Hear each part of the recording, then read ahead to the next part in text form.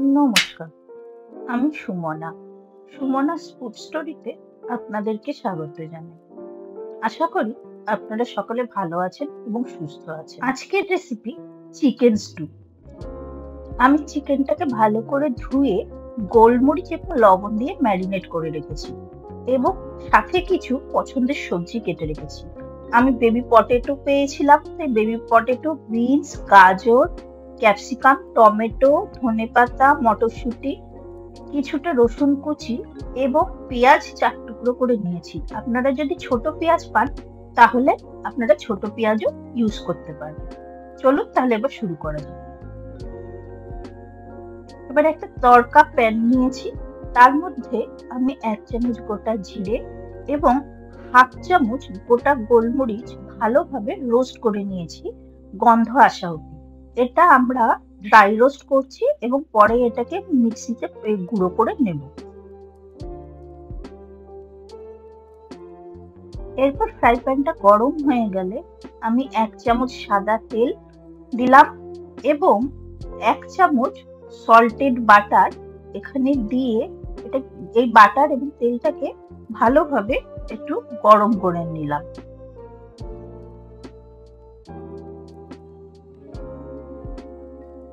এরপর একটা বড় সাইজের দারচিনি, 2টো তেজপাতা, 3-4টের মতো গোটা এলাচ এবং 3-4টে গোটা লবঙ্গ ও কিছুটা 8-10টার মতো গোটা গোলমরিচ ফোড়ন দিয়ে ফোড়ন থেকে ভালোভাবে গন্ধ আসা অবধি ভাজতে থাকলাম। ফোড়ন থেকে গন্ধ বেরিয়ে এলে আমি রসুন কুচি, এখানে কিছুটা 7 থেকে 8টা রসুন কুচি এবং একটু আদা কুচি জুলিয়েন করে কাটা, সেই দুটো ভালোভাবে এটাকে ভেজে নিলাম। সাথে যে যেরকম ঝাল খেতে চান সেই হিসাবে লঙ্কাও এর মধ্যে অ্যাডজাস্ট করে নেবেন, কারণ এই সময় যদি লঙ্কাটা এর মধ্যে দেওয়া হয় বেশ সুন্দর একটা গন্ধ বেরোবে।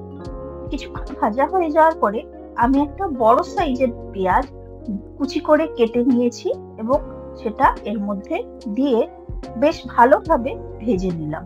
বেশি ভাজতে হবে না, জাস্ট একটু গোল্ডেন গোল্ডেন কালার এলেই আপনাদের ভাজা হয়ে যাবে।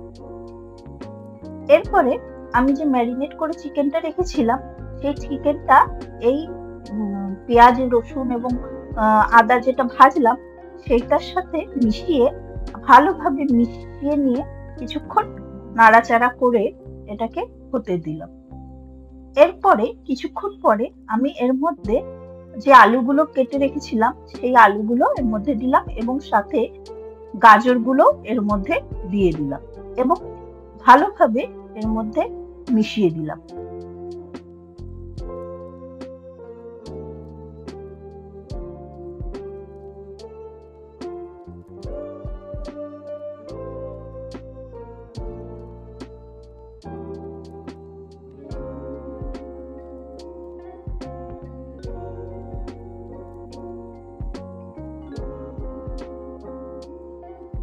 এবার সবজিগুলো দেওয়ার পরে এটা আমি কিছু ঢেকে রাখলাম এবং কিছুক্ষণ পর ঢাকনা খুলে আবার এটা ভালোভাবে মিশাতে লাগলাম, কারণ একটু বারবার করে এটা মেশালে এতে যেহেতু জলও ছেড়েছে তো আপনার চিকেনটা এতেই সেদ্ধ হবে। সাথে কিছু গোটা রসুনের কোয়া এবং গোটা পেঁয়াজ যেগুলো আমি হাফ করে রেখেছিলাম, সাথে টমেটো, এখানে প্রায় আমি 3টে টমেটো দিয়েছি, গোটা টমেটোকে হাফ করে দিয়ে ভালোভাবে মিশিয়ে আবার এটা কুক হতে দিলাম।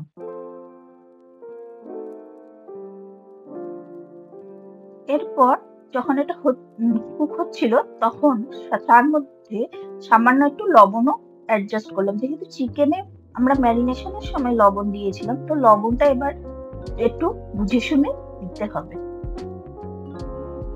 এবং লবণটা ভালোভাবে মেশানো হয়ে গেলে ঢাকা দিয়ে বেশ কিছুক্ষণের জন্য লো সিমে রান্না করতে হবে। দেখুন ঢাকনা খোলার পরে কতটা জল বেরিয়েছে চিকেন দিয়ে এবং এই চিকেন, টমেটো এইসবের জন্য বেশ ভালো জল বেরোনোর জন্য চিকেনটা এর মধ্যেই সেদ্ধ হতে শুরু করেছে। এরপর আমি সামান্য একটু হলুদ গুঁড়ো দিলাম এবং সাথে অল্প একটু ধনে গুঁড়োও এর মধ্যে আমি দিয়ে দিয়েছি। এরপরে এই মশলাগুলো দিয়ে ভালোভাবে মিশিয়ে দিলাম। আর কোনো মশলা এর মধ্যে দেওয়ার কোনো প্রয়োজন নেই।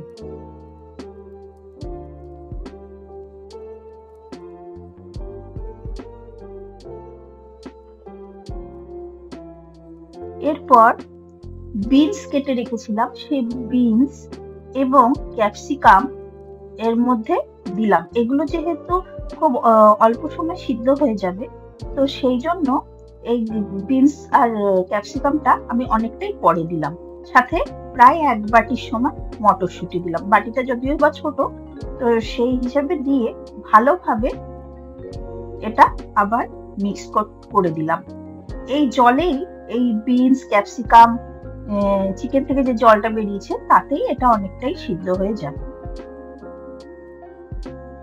এরপর আমি প্রায় বড় বাটির 1 বাটি একটুখানি কম জল দিলাম। এটা একদম ফুটন্ত গরম জল ছিল।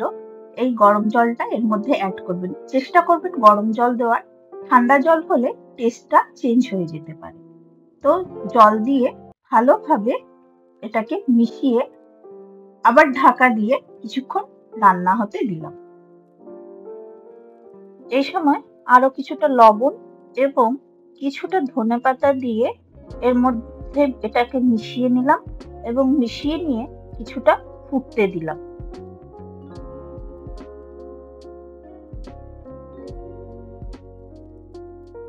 এটাকে এবার আমি 10 থেকে 15 মিনিট হাই ফ্লেমে এটা কুক হতে দিয়েছি।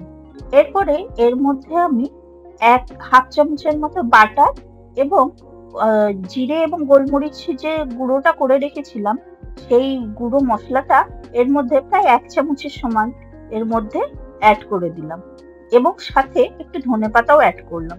করে ভালোভাবে মিশিয়ে এটাকে আর 2 থেকে 3 মিনিটের মতো ফুটিয়ে ঢেকে রেখে এটা আমাদের আজকে চিকেন স্টু তৈরি হয়ে গেল।